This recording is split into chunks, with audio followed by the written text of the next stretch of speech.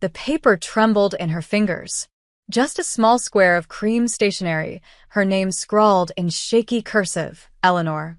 Beneath that, a single line. I'm sorry for what happened. You didn't deserve it. No signature. No contact. Just guilt soaked into ink. Eleanor stared at it, her pulse a steady throb in her throat. She had read the note 3 times now, but it still caught her off guard. It had been almost a year. A year since that humiliating encounter. A year since the quiet girl in the finance department, what was her name again, had exploded at her in front of the entire project team. And now this? She folded the paper slowly, slipping it back into the envelope. It was too late. Too little. And yet, it stirred something in her. For floors below, Mira stood frozen inside the break room, her heart ricocheting in her chest. She had slipped the note onto Eleanor's desk before anyone else arrived. That was the plan. Quick. Anonymous. Clean. But the moment she placed it, her eyes caught the corner of the framed photo on the CEO's desk, and the breath was yanked from her lungs. It wasn't a stranger behind that door. It was her.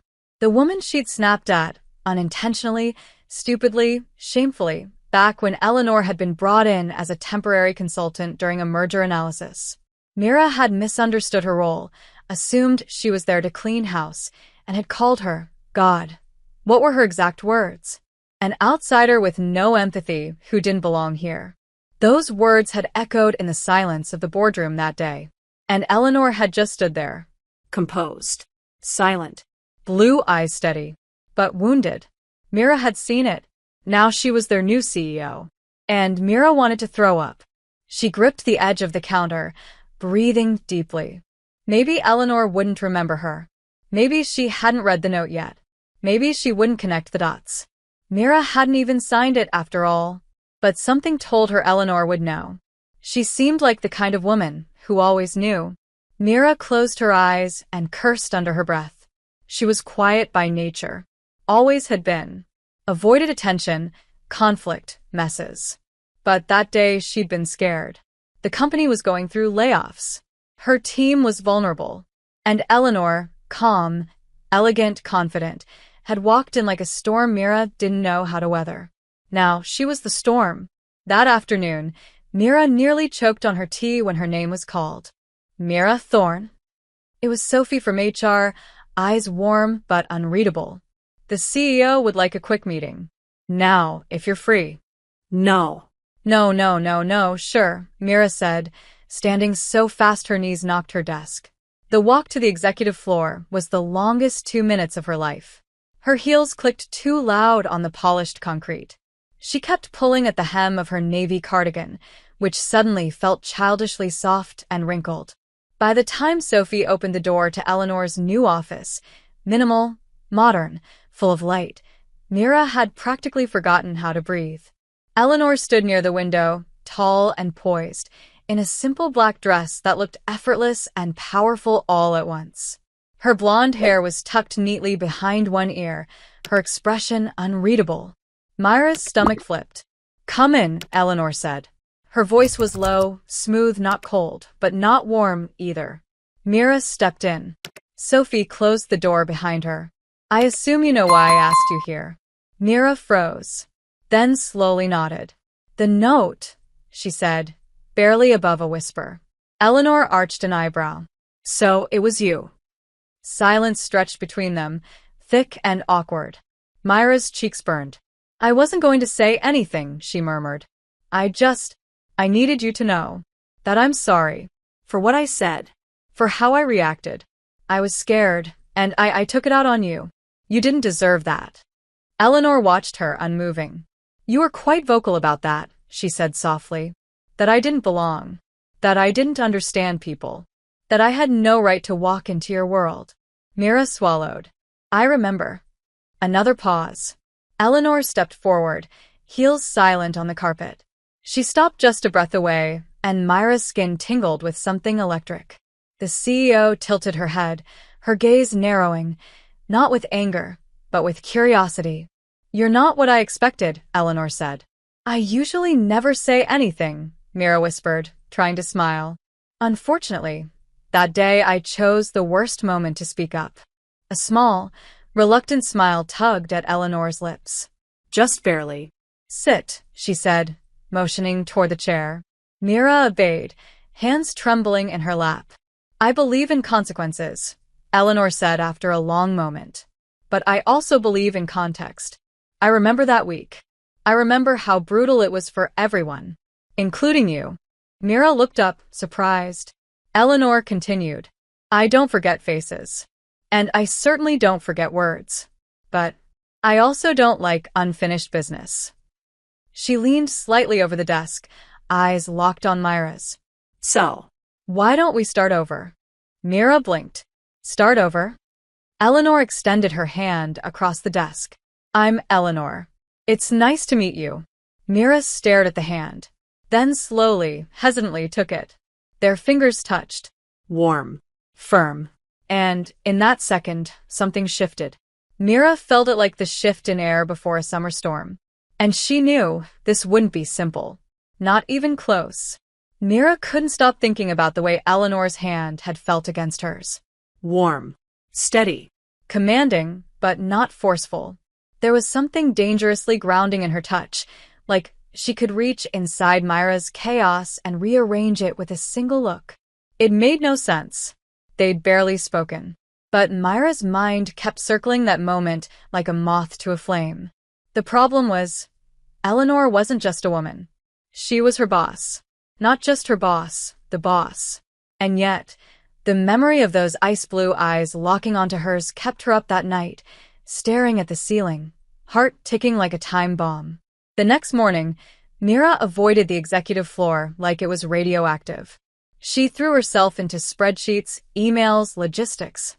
Numbers were safe. Numbers didn't look at you like they remembered your worst day and still wanted to understand you. At 2:14 p.m., a message appeared in her inbox. From Eleanor W. Subject. Thursday. Myra's stomach dropped. She clicked. There's a department strategy dinner Thursday night. I'd like you to come. Not mandatory, but strongly encouraged. E. That was all. No warmth. No cruelty. Just Eleanor. Mira stared at it for a full minute, then typed a reply. Deleted it. Typed another. Deleted again. Finally, she settled on. Thank you. I'll be there.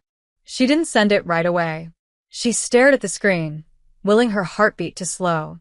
When she finally hit send, she pushed away from her desk and went straight to the bathroom to calm down. She wasn't used to being noticed. Not like this.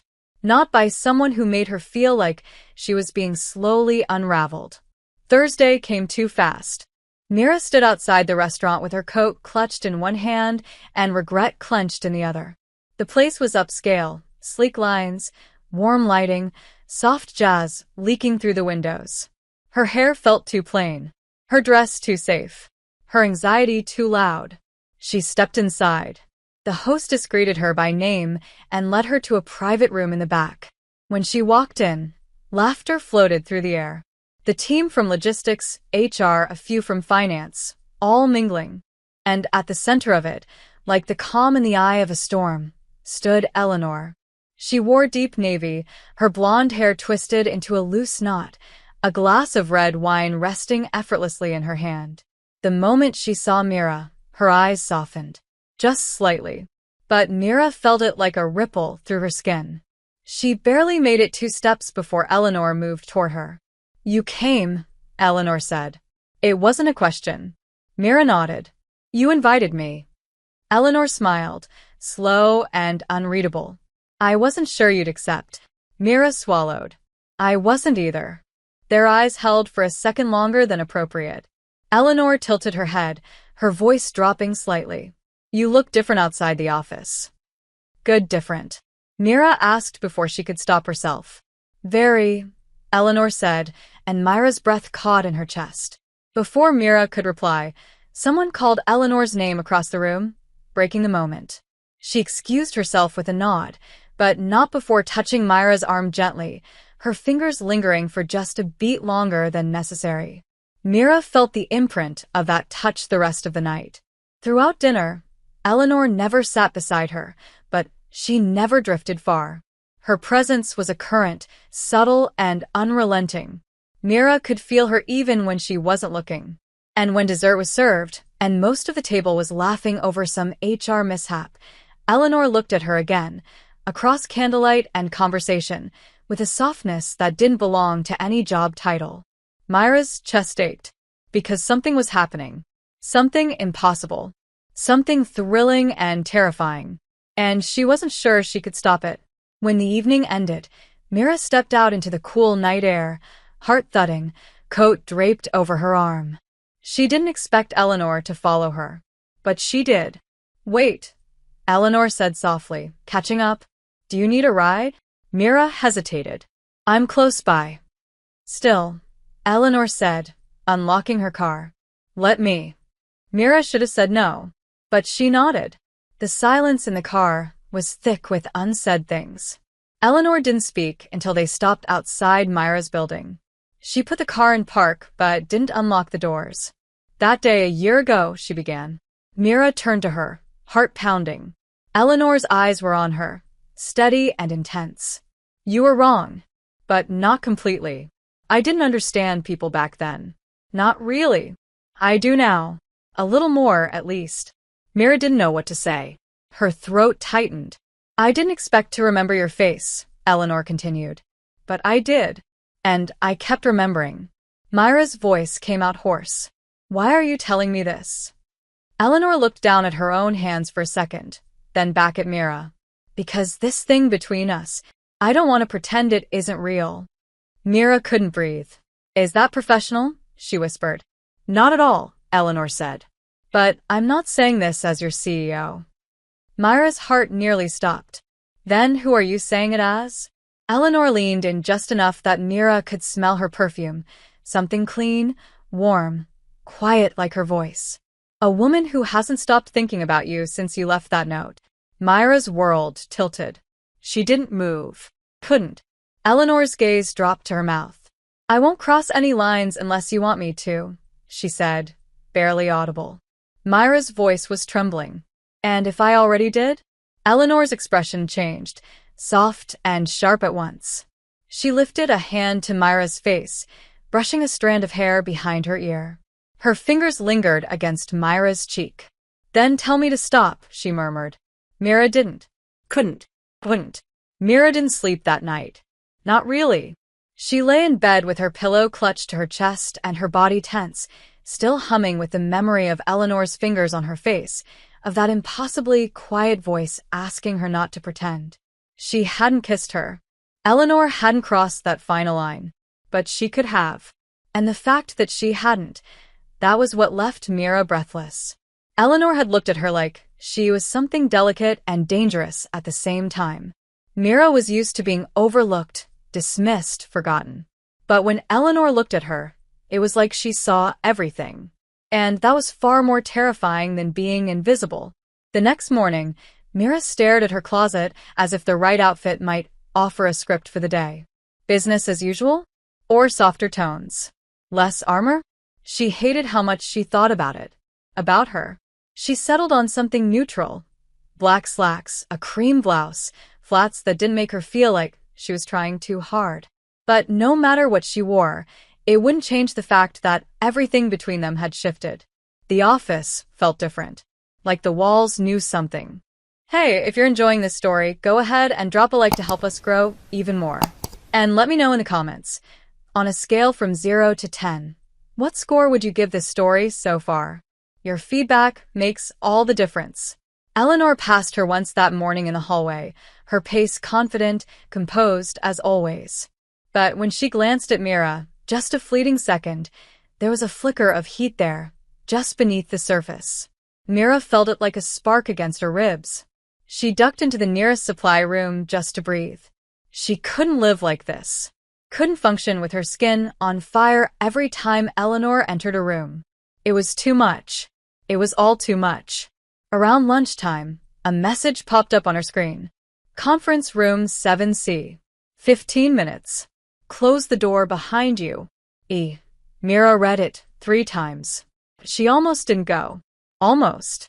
But then she was standing in front of the door, heart in her throat, hand shaking as she turned the knob. Eleanor was already inside. Alone. The windows were tinted from the midday sun, and the room was wrapped in a quiet stillness that felt too private, too full of something Mira didn't yet know how to name. Eleanor stood by the far end of the room, a folder in her hand. She didn't look up when Mira entered. "Close the door," she said gently. Mira obeyed. The click of the latch felt louder than it should. "You've been avoiding me," Eleanor said, not accusing, just observant. Mira took a slow breath. "I thought it might be safer." Eleanor finally looked at her. "For who?" Mira blinked. "For both of us." Eleanor stepped forward, slow and deliberate, like every move was a question. "Do you want this to stop?" Her voice was low, but steady. Mira hesitated. "I don't know what this is." "Neither do I," Eleanor admitted. "But I know I haven't felt anything this sharp in years." Mira stared at her. "You're my boss. And you were the one person who ever told me I didn't belong. That I didn't understand people. I should have forgotten that. But I didn't." Eleanor paused, watching her. "Do you know why?" Mira shook her head slowly. "Because you were the first person in this company who looked me in the eye and wasn't afraid of me." Myra's throat tightened. "I was terrified. But you didn't let it silence you," Eleanor said. "And now you look at me like I could break you." Mira swallowed. "Maybe you could." Eleanor took another step, until they were almost touching. "I don't want to break you." Her voice dropped. "I want to know what it feels like to stand closer and not hold back." Myra's breath caught. "You're not allowed to say things like that," she whispered. "I know, but you're saying them anyway." "Because I can't stop thinking about you." Mira didn't move. Didn't speak. Couldn't. Eleanor reached out, slow enough to be stopped. Her fingers brushed the hem of Myra's blouse, barely touching. "I've been in control for a long time," she murmured. "I built my whole career on restraint, on staying above it all. But you," her eyes lifted to Myra's, "you make me forget where the line is." Myra's heart was hammering now. "Maybe the line was already broken," she whispered. Eleanor let her hand fall. She stepped back like it cost her something. "If you tell me to stop, I will. I won't ask again." Mira felt the ache of her absence, like something physical. "What if I don't want you to stop?" Eleanor exhaled, slow and shaky. It was the first time Mira had seen her rattle. "Then we have a problem," she said. "Because if I touch you again, Mira, I won't want to stop there." Myra's cheeks burned, but she didn't look away. "Then maybe don't touch me." "Not yet." Eleanor nodded, jaw tight, hands clenched at her sides. "Okay." Mira took a shaky breath. "But I'm not going to stop thinking about it either." Eleanor gave a quiet, breathless laugh. "That makes two of us." Mira turned to go, hand on the door. But before she left, she looked back. "You scare me," she admitted. "Because I don't think I've ever wanted something I shouldn't have this badly." Eleanor didn't answer. She just watched Mira leave with eyes full of things she wasn't saying. And as the door clicked shut behind her, Mira realized the truth settling like a secret between her ribs. This wasn't just attraction. This wasn't just a complication. It was the beginning of something neither of them was ready for, but neither of them could resist. Mira tried to focus. She tried to pour herself into reports, emails, budget forecasts, anything that would keep her grounded in logic, in numbers, in the illusion of control. But control was slipping through her fingers like water. Every time she opened a new tab, she saw Eleanor's eyes in her mind. Every time someone said her name in a meeting, Myra's chest tightened. It was unbearable, this constant hum of energy beneath her skin. Wanting something she shouldn't. Craving someone she couldn't touch. And yet, she didn't stop. She couldn't. She found herself taking the long way to the break room, pausing outside Eleanor's office when she passed by, catching the smallest glimpse of her through a glass wall and feeling it like a pulse in her stomach. The worst part was that Eleanor noticed. She always noticed, and she did nothing to stop it. Nothing to encourage it either. Just subtle glances that lingered a second too long. Fleeting touches on Myra's hand when they exchanged papers. A quiet inhale when they passed each other in a narrow hallway. It was a game neither of them knew the rules to, but both kept playing. One afternoon, Mira stayed late. Her team had a deadline and most of the office had already cleared out. Her back ached. Her head throbbed. But her fingers moved across the keyboard like they belonged there. At 8:46 p.m., a soft knock interrupted her. She looked up, startled. Eleanor stood at the door. "You're still here," she said. "So are you," Mira replied, her voice smaller than she meant it to be. Eleanor stepped inside, without asking. She closed the door behind her. "I saw your car still in the garage. I had some things to finish." Eleanor nodded, but didn't speak for a moment. The silence between them was heavy and fragile all at once. "You work too hard," she said finally. "So do you." Eleanor smiled faintly. "Touché." She stepped closer. Myra's heart pounded. Eleanor's eyes scanned her face, and for a second, Mira felt completely seen. Stripped bare. "You look tired," Eleanor murmured. "That obvious?" "Only to someone who's watching closely." Mira looked down at her lap. "I don't know how to do this," she said softly. Eleanor didn't move. "Do what?" "Feel something for you, and pretend I don't." Eleanor exhaled slowly. "Then don't pretend." Myra's eyes met hers, wide and unsure. "But we can't. I know." "Then why are you here?" "Because I needed to see you." Eleanor's voice broke slightly on the last word. Mira stood slowly, unsure what she was doing until she was standing directly in front of her. Their bodies close. Close enough to feel the heat between them. "You said if you touched me again," Mira whispered, "you wouldn't want to stop." "I meant it," Eleanor said. "But you're not stopping now." Eleanor's breath caught. "I don't think I can." Mira reached up, trembling, and brushed a strand of hair from Eleanor's face. Her fingers grazed her cheek. That small, simple contact was enough to unravel something between them. Eleanor closed her eyes. "Tell me to stop," she whispered. Mira didn't. She leaned in, slowly, hesitantly. Her lips barely brushed Eleanor's. It wasn't a kiss, not really, more question. A beginning.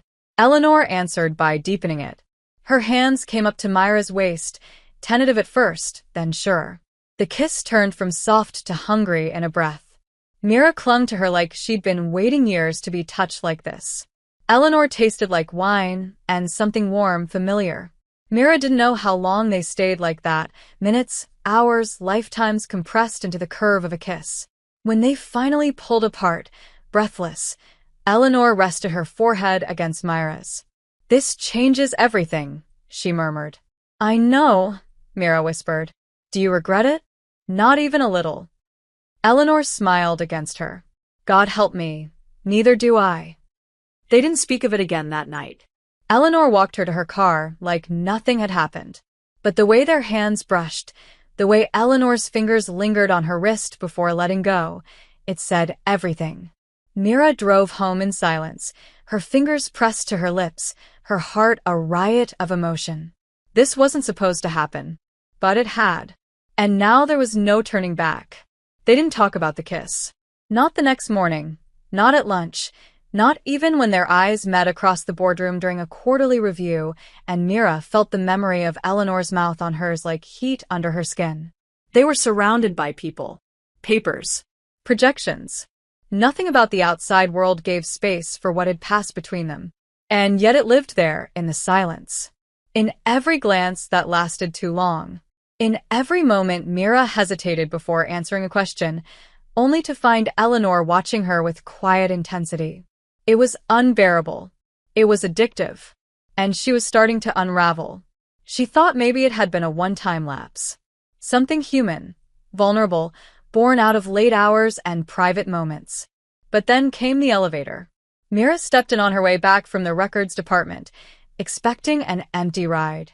Instead, Eleanor turned the corner just as the doors began to close. She stepped inside, pressed the button for the executive floor, and said nothing. Myra's pulse jumped instantly. The doors closed. They were alone. The silence was suffocating. Mira could feel the tension like static in the air. She didn't look at Eleanor. Couldn't. Not until Eleanor shifted slightly, just enough for their arms to brush. It was casual, innocent. But Mira flinched like she'd been burned. Eleanor didn't move away. "You've been quiet," she said, voice low. Mira stared at the panel of buttons. "So have you. Is that what you want?" "What?" "Distance." Mira swallowed. "No," Eleanor looked at her, and Mira felt the weight of it even before she turned her head to meet the gaze. "Then why are you pretending?" Mira let out a shaky breath. "Because I don't know what to do with this." "Neither do I," Eleanor said. "But I know I don't want to stop." Mira bit her lip. "We shouldn't be doing this." "I know. It's reckless." "I know. I think about kissing you again every time I close my eyes." Mira whispered it before she could stop herself. Eleanor's expression shifted, something sharp and soft all at once. The elevator chimed. The doors opened. Neither of them moved. "Come with me," Eleanor said. Not a command, a request. Mira hesitated, but her body moved before her mind could catch up.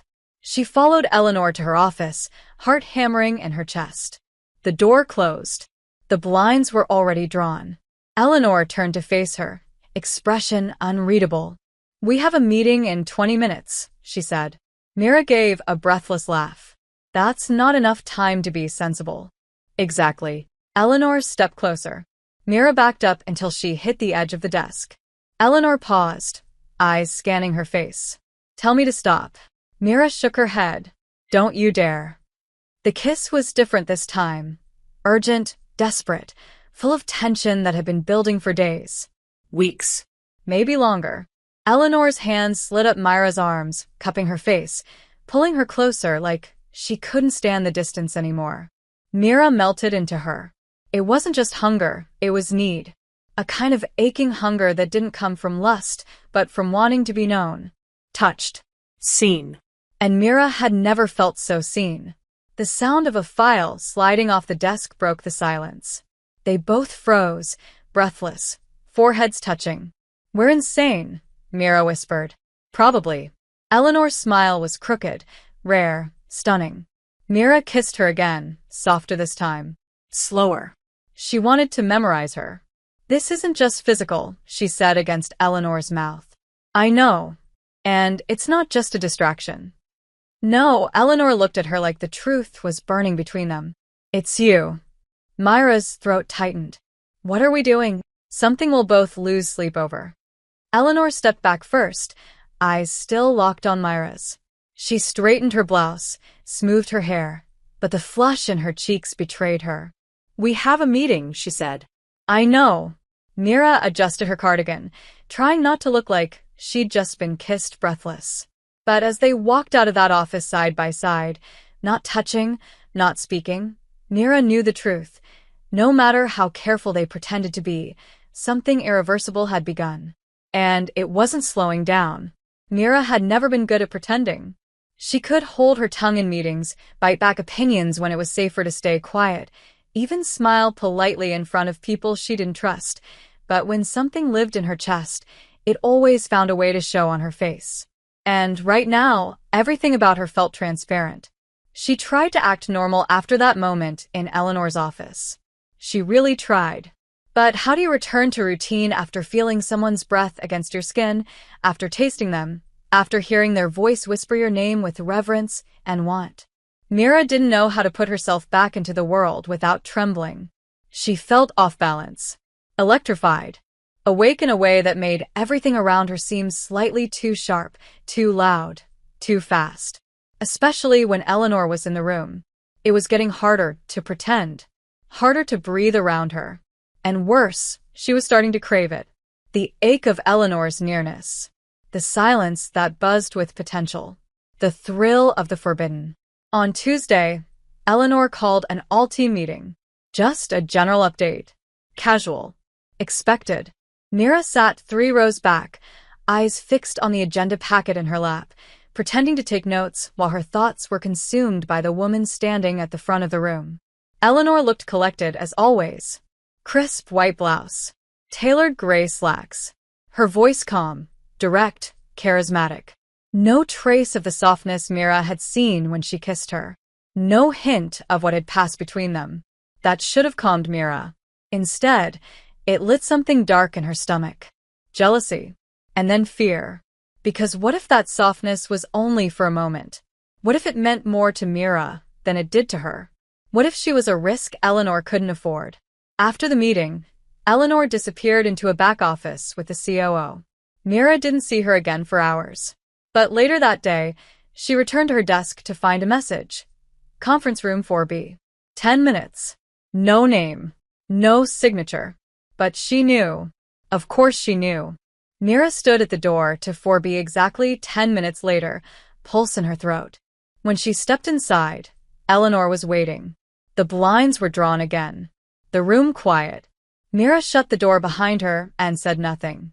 Eleanor leaned against the edge of the table, arms crossed, looking like she was fighting something internal and losing. "We need to talk," she said. Mira nodded. "I know." Eleanor's voice was low, controlled. "This thing between us, it's becoming visible. I'm hearing whispers." Myra's stomach turned. "About me?" "About us," Eleanor corrected. "Nothing concrete. Just curiosity. Too many people notice when I look at you."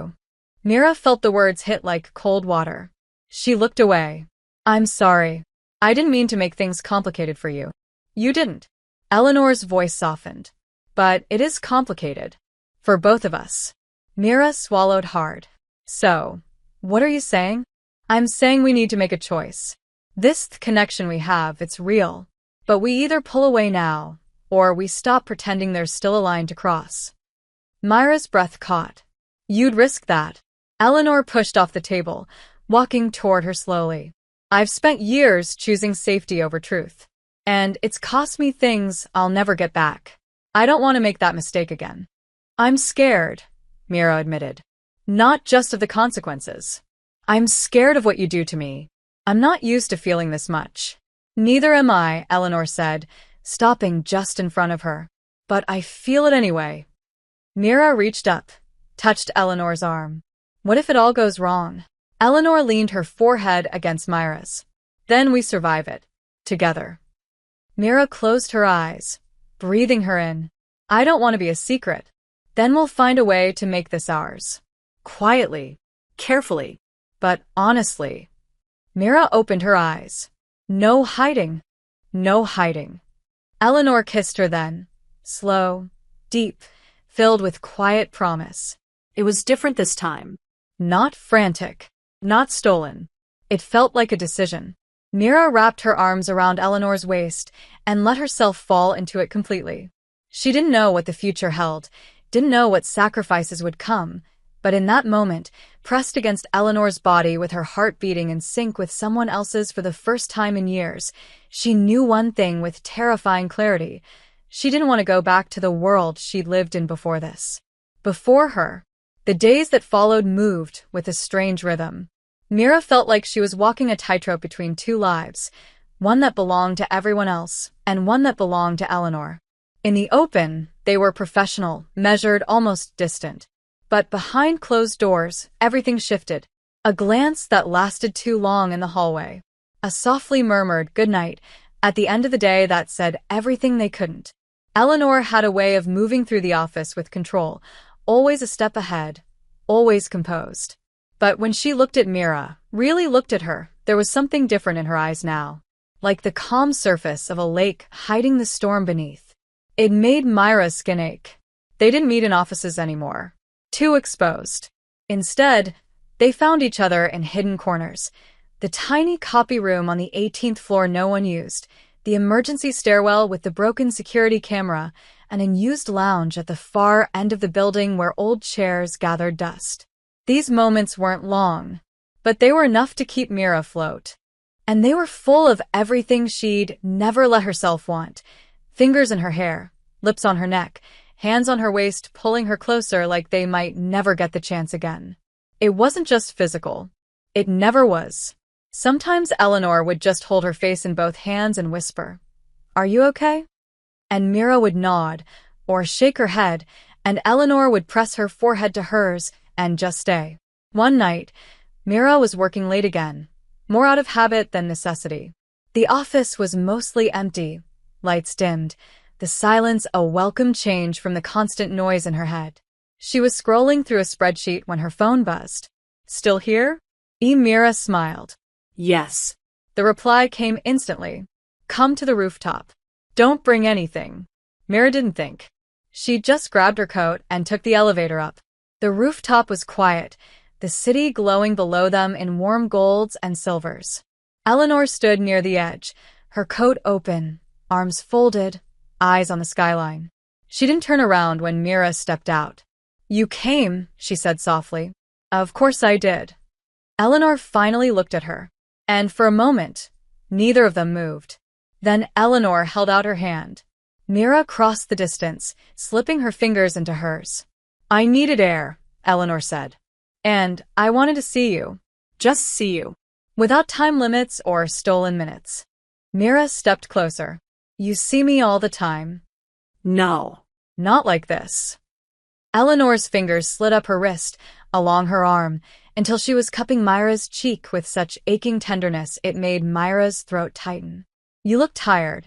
"I am," Mira whispered. "But it's not work. It's this." "Me?" No. "Hiding you." Eleanor looked like those words shattered something inside her. "I hate it too," she said. "I think about you constantly. In meetings, in the car, when I wake up. It's never quiet anymore." Mira leaned into her touch. "Then, why does it feel like we're waiting for something to fall apart?" Eleanor hesitated. "Because maybe we are." Myra's chest ached. "Do you regret it?" "Never." Eleanor took both her hands now, holding them tight between her own. "But I know we're building something on fragile ground." "Then maybe we stop being afraid of the cracks." Eleanor's eyes met hers, and they were filled with something raw and open and devastatingly real. "I don't know how to protect you from this." "Don't," Mira said. "Just be here." Eleanor kissed her then. It was slow, full of restraint and longing, and every word they hadn't said yet. Mira wrapped her arms around her and let herself be held against the cold wind. For the first time in days, she didn't feel like she was drowning. She felt like she was choosing. When they pulled apart, Eleanor rested her chin on Myra's shoulder. "Let me take you somewhere this weekend. Just us. Away from all this."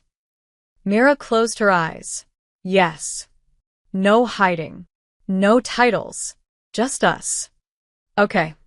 For a moment, it was easy to believe that the city below them didn't exist. That there was no office. No rules. No risk. Just the quiet hum of two hearts trying to find a place where they could beat without fear. The house was hidden behind tall trees, tucked at the edge of a still lake that shimmered in the late afternoon sun. It wasn't extravagant, no polished marble, no sprawling estate, but it was quiet, warm, and completely removed from the rest of the world. Mira stood in the doorway for a full minute before stepping inside. Wooden floors, soft rugs, an old stone fireplace, and 2 wine glasses already set on the kitchen counter. "You've been here before," she said softly. Eleanor nodded as she dropped her overnight bag near the couch. "It belonged to my aunt. She used to escape here when she needed silence." Mira closed the door behind her. "And now you're the one escaping." "No," Eleanor said, turning to her. "This isn't about escape. This is about you." Myra's breath caught. Eleanor crossed the space between them slowly, deliberately. Her hair was loose for once, falling around her shoulders in soft waves. She wore jeans and a black cashmere sweater that looked entirely too good on her. Nothing about her said CEO right now.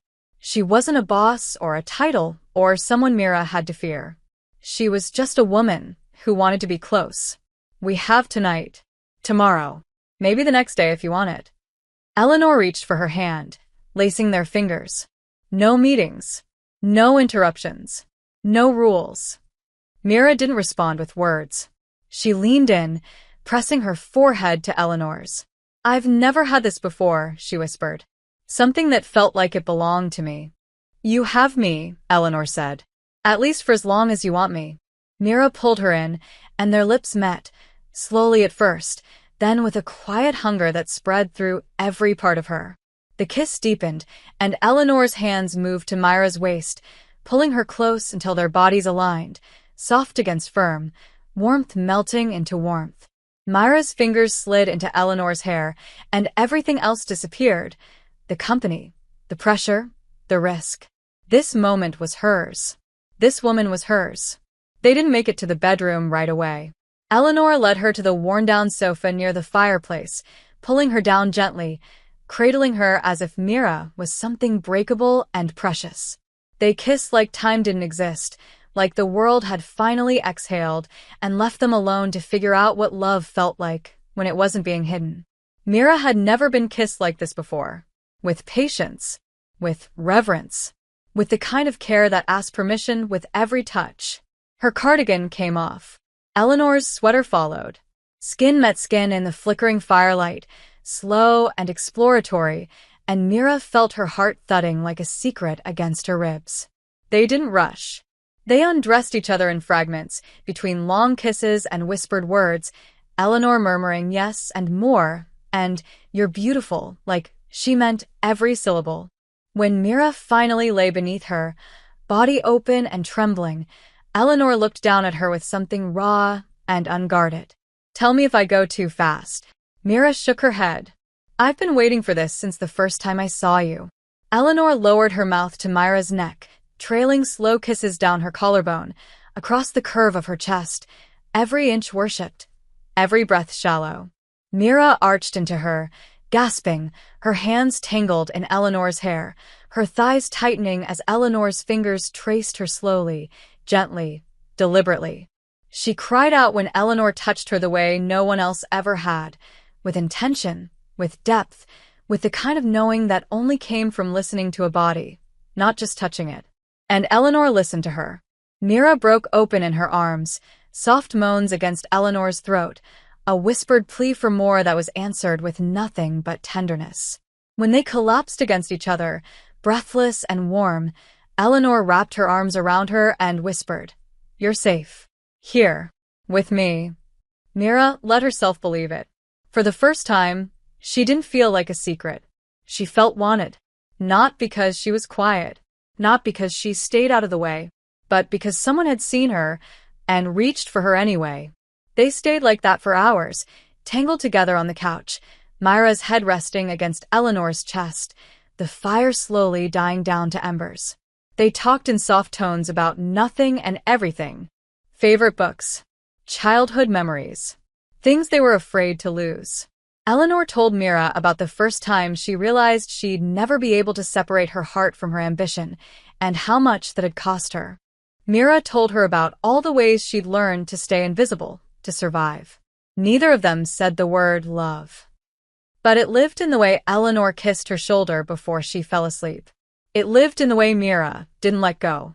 It lived in the way they chose each other, just for now, just in this quiet house, with no one watching. And maybe that was the beginning of everything. The silence inside the car on the drive back was the kind Mira didn't know how to interpret. It wasn't heavy, but it wasn't light either. It was the kind of silence that follows after something beautiful, something intimate, something that shifts the foundation of who you are, and now, the world is waiting to see what you do with it. Mira stared out the window, watching pine trees blur past, her body still carrying the warmth of Eleanor's touch. Her skin remembered. Her heart remembered. But her mind was already bracing for what came next. She glanced sideways. Eleanor was focused on the road, one hand loose on the wheel, the other resting on her thigh, fingers tapping a slow rhythm like she, too, was thinking too hard. Mira wanted to reach out, to lace their fingers together like she had the night before, but she didn't. She didn't know if they were allowed to bring that part of themselves back with them. "You're quiet," Eleanor said finally. Her voice was soft. Mira gave a faint smile. "So are you." Eleanor nodded. "I'm trying to hold on to it. That feeling." From the cabin. Mira turned in her seat. "And are you?" "Barely." She looked at Mira now, really looked at her. "It was easy with you. Too easy. And now I'm terrified of what happens when people start noticing the way I look at you." Myra's heart twisted. "So, don't look at me. I don't think I can do that either." That made Mira smile, even if it was small and bittersweet. The moment shattered the second they walked into the building Monday morning. The fluorescent lights, the sound of typing, the echo of heels on tile. It was like their little world had been erased. Mira caught herself straightening her blouse, fixing her hair, shrinking into the version of herself that didn't draw attention. Eleanor had warned her to act normal, to avoid lingering glances, to let things breathe. But it was hard. So hard. Because she kept remembering the way Eleanor had looked at her in the morning light, barefaced and sleepy, her voice husky with want, whispering, "Stay in bed. Just 5 more minutes." She missed her. In the middle of a crowded office, she missed her. And the ache of that was louder than she expected. By Wednesday, Mira could feel the shift. Whispers. Pauses in conversation when she walked by. One coworker had even asked, with a forced smile, if she was getting special mentorship from upstairs. Mira laughed it off, but her chest was tight the rest of the day. That evening, she waited in her car long after everyone had gone. She didn't want to go home. She didn't want to sit in silence and wonder if Eleanor regretted everything they'd shared. Her phone buzzed. "Still here?" Myra's fingers hovered over the screen. Yes. The next message came quickly. "Come to my office." Now. Mira didn't hesitate. The building was dim, mostly empty. When she stepped inside Eleanor's office, the door closed quietly behind her. Eleanor was standing by the window, her blazer off, sleeves rolled up, tension radiating from her shoulders. Mira didn't speak. She waited. "I heard what they're saying," Eleanor said, still facing the glass. They don't know anything, Mira replied. "Doesn't matter. It's enough to make noise." Eleanor turned around then. Her expression was unreadable, but Mira saw the storm in her eyes. "I've fought so hard to be taken seriously, to be respected. And now I'm one whisper away from being reduced to the woman who's sleeping with a subordinate." Mira flinched, not because it wasn't true, but because it hurt. "Is that what I am to you?" she asked softly. "No," Eleanor said quickly. "God, no. You're so much more than that. But I'm scared. Because if this blows up, it won't just hurt my career. It'll destroy yours." "You think I don't know that?" Mira stepped closer, her voice shaking. "Every time I look at you, I know what I'm risking. But I still do it. Because you are worth it." Eleanor's eyes softened. "You make me believe that I could have something for myself. That I don't have to be alone just to be respected. But I've built my entire life on not needing anyone. And now here you are. And I don't know how to want you quietly." Mira's breath caught. "Then don't be quiet." Eleanor walked toward her, slow and full of hesitation, as if she were waiting for Mira to stop her. But Mira didn't move. "Do you regret the cabin?" Eleanor asked. "Not for a second." "Do you regret me?" Mira took her hand. "Never." Eleanor let out a breath she'd been holding for days. "Then maybe we stop letting fear run this." "You're the one who's afraid," Mira said gently. "I'm already in. What if I mess this up?" Eleanor whispered. "What if I break it?" Mira stepped into her arms, wrapping herself around her like the answer had always been this. "Then we rebuild it. Together." Eleanor kissed her. Not like before. Not desperate or secret or stolen. This kiss was a vow. Quiet, deep, deliberate. A promise pressed against lips. When they parted, Eleanor rested her forehead against Mira's. "Let me protect this," she whispered. "Let me find a way to keep you safe while still having you close." "Okay," Mira breathed. "But I don't want to be hidden anymore." "You won't be," Eleanor said. "Not forever. Just until I can find a way to make them understand that you're not a risk. You're everything." Mira smiled through the tears building in her eyes. She didn't need a timeline. She just needed that. The truth of it. The strength in Eleanor's voice. The way it felt to be chosen in a room full of shadows. That night, when Mira finally left the office, she didn't feel alone. She felt claimed. Quietly. Fiercely. And for now, that was enough. The following week felt like walking through fog. Every moment Mira spent at the office was an exercise in control, controlling her eyes, her breath, the rhythm of her voice. Every word spoken near Eleanor was measured, professional, neutral. But beneath it all, her body ached to close the distance. It wasn't just physical anymore. It was the ache of absence, the pain of pretending, the need to reach across the table and just be seen again. Mira had always been good at making herself small, at staying beneath the surface. But loving Eleanor, because that's what it was now, wasn't it? Love made her want to be seen, not just behind closed doors, not just in private. She wanted to exist next to her, with her, in daylight. But the world wasn't ready for that. Not yet. The whispers hadn't stopped. Some had turned sharper. Mira caught her name once in the bathroom, just a hiss through the air. Why is she always on the CO's radar? That night, Mira stayed late again, too restless to go home. She worked in silence, sipping cold tea, until a soft knock broke her focus. She looked up and there she was. Eleanor stepped inside, closing the door behind her with a quiet click. No words. No pretense. Just a long, heavy look. Mira stood slowly. You shouldn't be here, she whispered. Eleanor crossed the room in 3 strides and kissed her like she'd been starving for it. Like the days apart had unraveled her. Mira melted into her touch, the heat of her mouth, the fingers tangling in her hair like she couldn't stand the distance another second. When they finally pulled apart, breathless, Eleanor cupped Mira's face. I've missed you. Mira closed her eyes. I'm right here. No, you're not. Not where I want you. Not in the way I need you. Mira touched her wrist. Then do something about it. Eleanor took a shaky breath. I want to take you somewhere. Away again. But not to hide. To have you. Mira's heart skipped. When?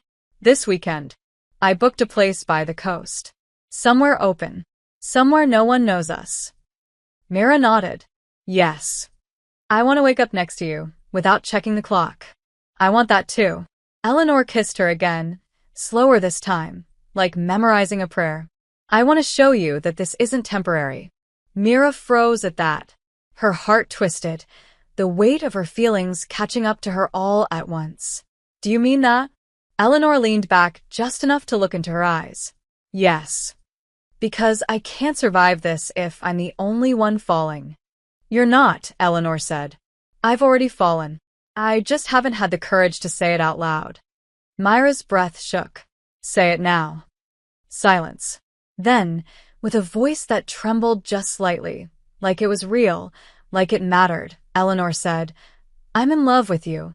Mira gasped, the words crashing into her chest like a wave. Say it again, she whispered. Eleanor kissed the corner of her mouth, her cheek, her jaw. I'm in love with you, Mira. And I think I have been since the day you yelled at me in that boardroom. Mira laughed through the tears in her eyes. God, I was awful that day. You were honest, Eleanor said. And brave. And I haven't been able to stop thinking about you since.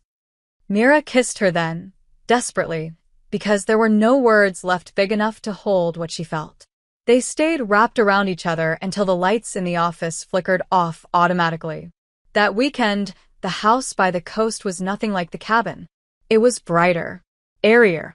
There was music playing through every room, sunlight pouring in through every window. Eleanor cooked breakfast barefoot. Mira laughed like she hadn't in years. They danced in the kitchen to old records, kissed in doorways, fell asleep tangled in linen sheets and saltwater skin. And for 2 days, they pretended the world didn't exist. They didn't talk about work, or risk, or fear. They only talked about what they wanted, about a future neither of them dared to dream until now. Eleanor watched Mira sleep one morning, her fingers lightly brushing the back of her hand. What do you see when you look at me? She asked when Mira stirred. Mira opened her eyes slowly. Someone who built walls so tall, she forgot what sunlight felt like. Until now. Eleanor kissed her softly. You made me want more. You made me believe I could have more. Mira smiled. Then let's fight for it. Even if it gets ugly? Especially then.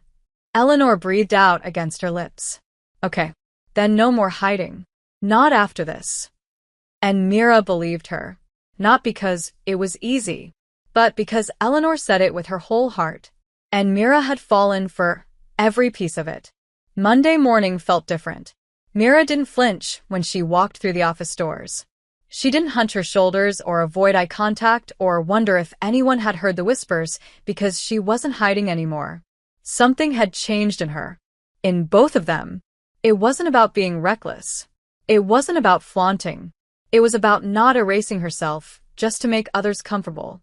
Eleanor arrived 20 minutes later. Mira didn't stare. Didn't rush to look away either. But when their eyes met, just briefly, there was something between them that no one else could name. Not a secret. Not anymore. Just truth. Mira spent the morning deep in her reports, feeling her nerves humming underneath her focus. It was one thing to promise honesty in a beach house filled with soft beds and sleepy kisses. It was another to hold that promise in a room full of politics and sharp glances. Around noon, Sophie from HR walked by and paused by Myra's desk. "Hey," she said, casual. "Do you have a second?" Myra's heart dropped. "Sure." She followed Sophie into a small private meeting room. The lights were dimmer. The air stiffer. Mira sat with her hands folded in her lap, trying to keep her expression still. Sophie was kind, but she was also observant. She didn't waste time. "You've been doing really strong work lately," she began. "Thank you," Mira said cautiously. "And I'm glad to see you stepping into more visibility." Mira said nothing. Waited. Sophie offered a small, unreadable smile. "But I wanted to let you know, there are questions being raised. About your proximity to senior leadership." Myra's chest tightened. "What kind of questions?" "Nothing formal," Sophie said quickly. "But enough that people are noticing patterns. Late nights. Frequent private meetings. Certain looks. I don't care about rumors. But other people do. And some of them would love to twist something genuine into something ugly." Mira looked down at her hands. "I understand. I'm not here to shame you," Sophie said softly. "I'm here to remind you that what you choose has consequences. And if what's happening is real, then maybe it's time to stop pretending it isn't." Mira felt her eyes sting. "It is real." Sophie nodded slowly. "Then be ready to defend it. Not because you owe anyone an explanation, but because when people start coming for it, you'll need to know where you stand." Mira left the room with her head high, even if her pulse was racing. She didn't go to Eleanor right away. She didn't want to make it worse. But when Eleanor passed her desk later that afternoon, she paused. Just long enough to murmur, "You okay?" Mira nodded. "We should talk later," Eleanor added. "After hours." Mira nodded again, her throat too tight to speak. At 6:43 p.m., Mira stepped into Eleanor's office, locking the door behind her. "Sophie spoke to me," she said, no hesitation. Eleanor looked up from her desk. "I figured she might. People are talking." Eleanor leaned back slowly. "Let them." Mira blinked. "Are you sure?"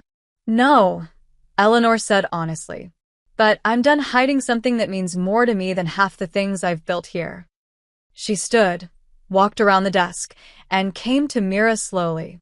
"I know it's going to get harder. I know the way people will twist it. I've worked too hard for too long to not understand what power looks like in the hands of others." Mira looked up at her.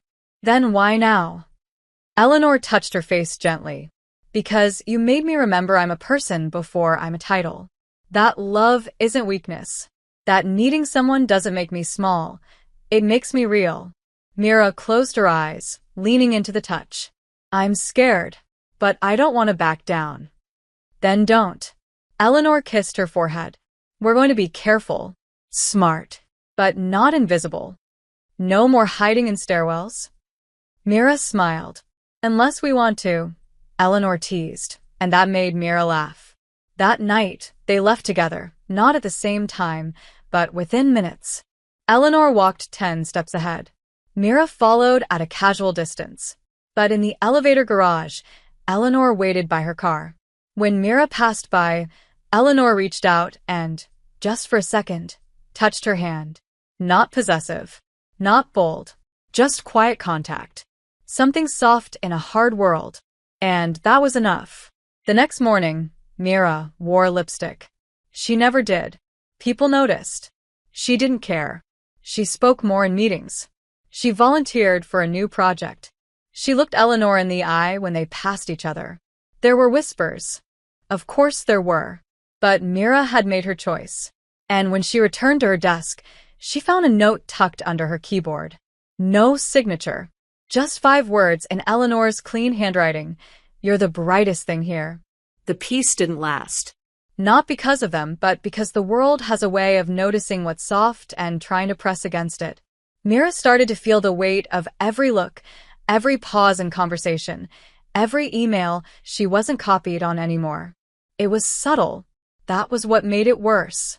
No one said anything, but people knew. And some of them, Mira realized, didn't like it. On Friday morning, she walked into the weekly strategy meeting and felt it immediately. Something cold in the air, something off. People smiled less. Spoke around her, not to her. When she offered a data point, someone cut her off. When she asked a clarifying question, no one answered. Eleanor didn't react. Not in the moment. But her knuckles were tight around her pen, her jaw tense. And after the meeting, she didn't go back to her office. She came straight to Mira.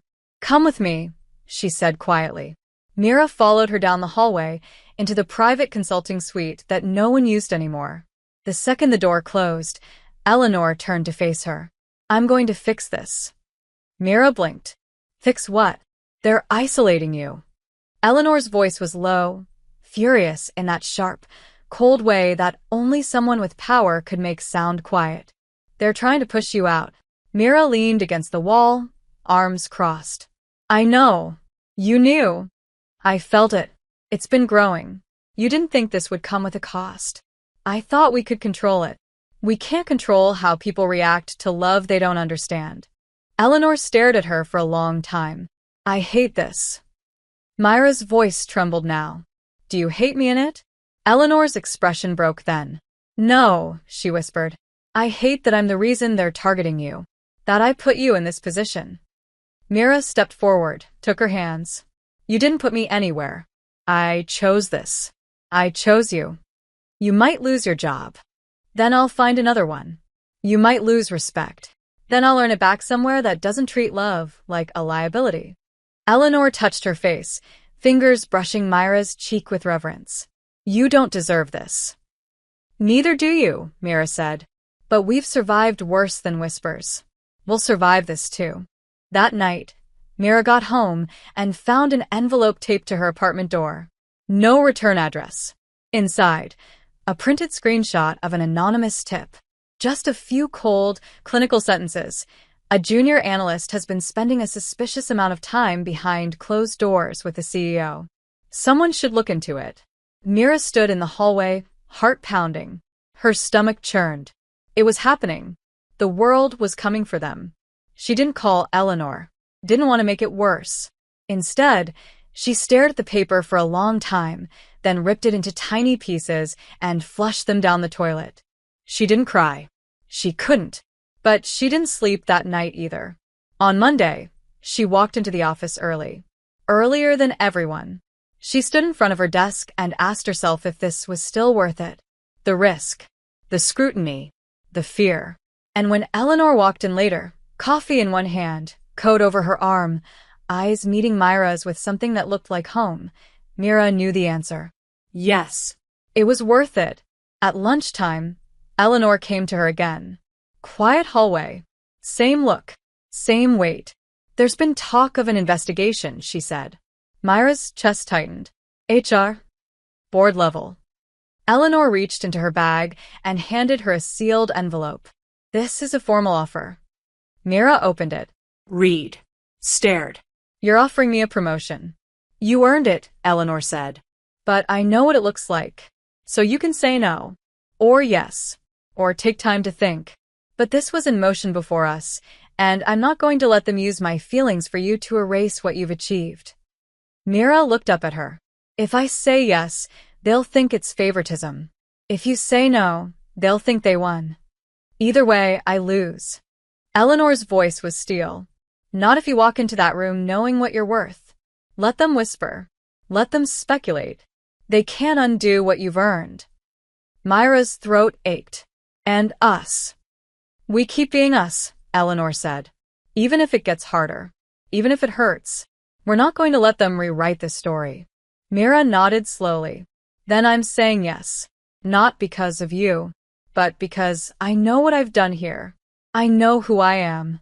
Eleanor smiled then, small but fierce. Good.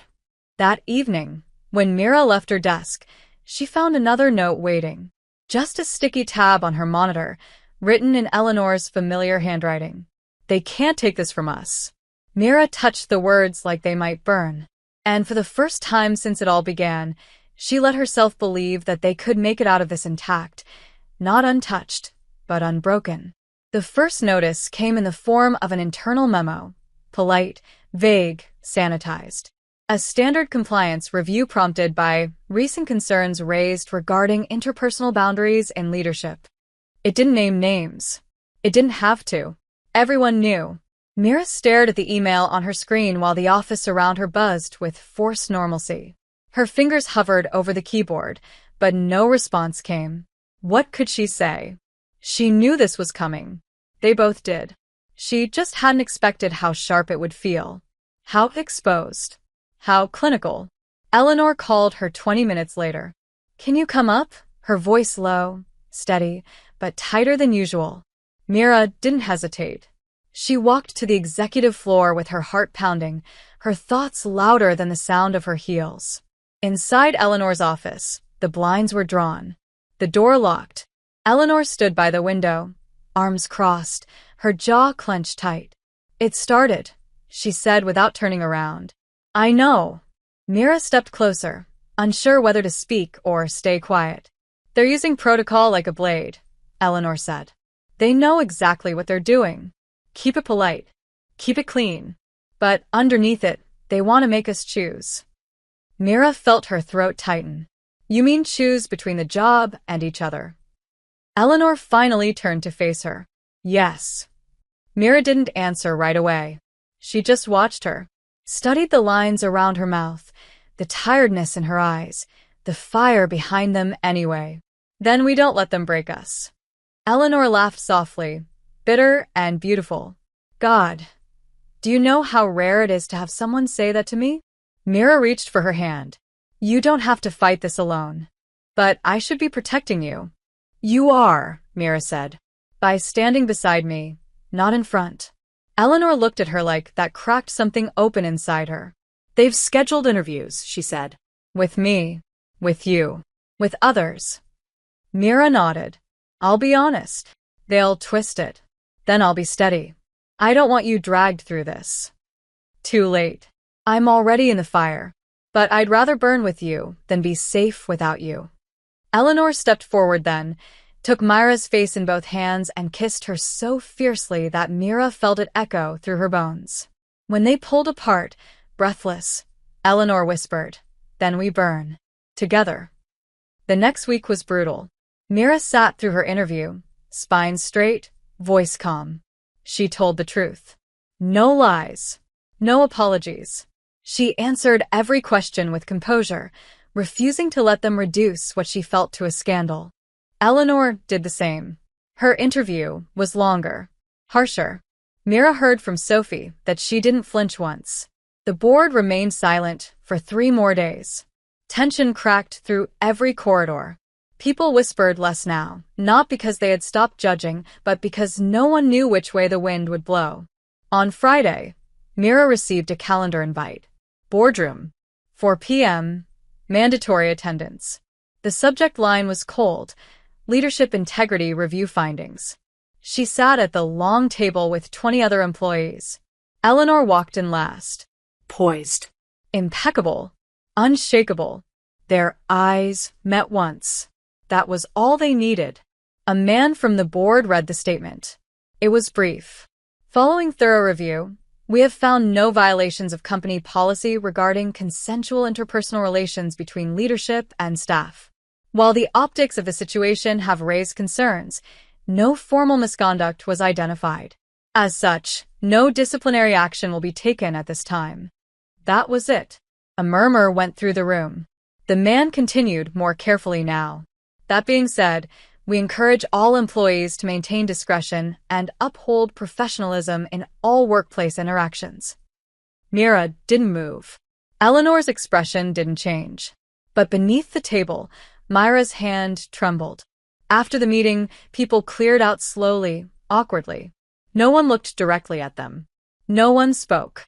Mira stood, expecting Eleanor to stay behind. But she didn't.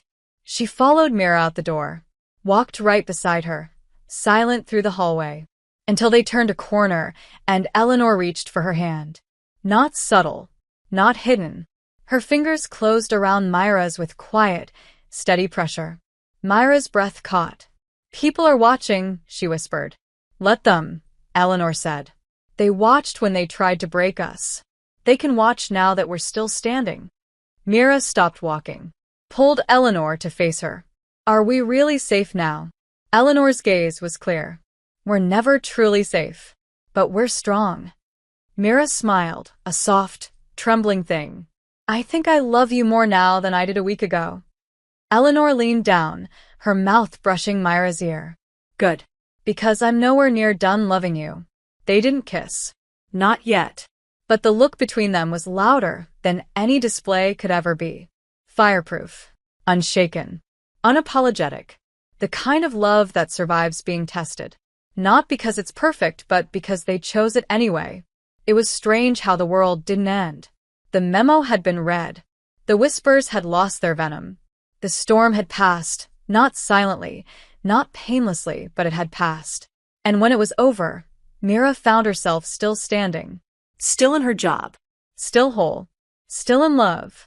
What surprised her most wasn't that people stopped talking. It was that some people started looking at her differently, not with suspicion, but with a kind of quiet respect. As if surviving it all had made her undeniable. There were still moments, of course. An awkward pause in a meeting. A glance that lingered too long. But no one dared say anything out loud. Not after the board's decision. Not after the way Eleanor walked out of that meeting beside her. Hand in hers, chin high, gaze unflinching. They had sent a message that day. One they wouldn't be taking back. And Mira? Mira had never felt more like herself. It started small. A shared coffee in the break room. A soft smile in the elevator. Casual conversations at her desk without anyone scattering. Mira was no longer invisible. And neither was what they shared. But it wasn't just about visibility. It was about choice. Every moment with Eleanor now was chosen openly, not stolen. Mira didn't have to check over her shoulder anymore. She could walk into Eleanor's office, close the door, and stay. She did that one afternoon. No pretense, no reason. Just stepped inside, leaned against the door, and said, "Hi." Eleanor looked up from her laptop. And smiled. Not the guarded one she wore in meetings. Not the tight, tired one from weeks past. A real smile. Open. Easy. "Hi," she said, rising from her chair. Mira crossed the room and walked straight into her arms. They stood like that for a long time. No rush, no tension, just breath shared between them. "You're warm," Eleanor murmured against her neck. "You always are." Mira pressed her lips to her temple. "It still feels like a dream sometimes." Eleanor pulled back just enough to meet her eyes. "Then let's make it real." She reached into her desk drawer and handed Mira a small envelope. Mira hesitated before opening it. Inside, 2 boarding passes. Florence. 2 weeks. Just us. "You said you've never been out of the country," Eleanor said. Mira blinked at her. "You remembered that?" "I remember everything you tell me." Mira stared at the tickets, her heart stuttering. "You want to go away?" No. "I want to take you away. I want to wake up with you in a different city, where no one knows our names. Where we can walk hand in hand and no one questions it. I want to see you lit by other skylines. I want to love you in Italian." Myra's eyes burned. "You're serious?" Deadly. 2 weeks. I've cleared it with leadership. Told them I needed time. They didn't question it. Mira smiled through the emotion rising in her throat. "You're kind of amazing, you know that?" Eleanor brushed her thumb along Myra's cheek. "I'm just a woman who fell for someone she wasn't supposed to. And I don't want to spend another day pretending I didn't." Mira kissed her, slow and sure, their bodies pressing together like they belonged that way. Afterward, they curled up on the couch in Eleanor's office. Lights off, door locked, the city darkening outside. "When do we leave?" Mira whispered. "Next Friday." "What if I never want to come back?" Eleanor smiled against her hair. "Then we'll stay. Or we'll go somewhere else. As long as it's together." Mira closed her eyes, breathing in the scent of her skin, the soft beat of her heart. For the first time, there was no fear beneath her ribs. Only joy. Only love. Only this. A life being built, not in the shadows, but in the light. When they got home that night, Mira stood barefoot in Eleanor's kitchen while pasta boiled on the stove and music played low through the speakers. Eleanor danced with her, spun her in lazy circles, kissed her in time with the beat. Mira laughed, her head thrown back, eyes wet with happiness. "You're in love with me," she said playfully. "I am," Eleanor agreed. "And I'm not afraid anymore." Neither of them were. They had walked through fire.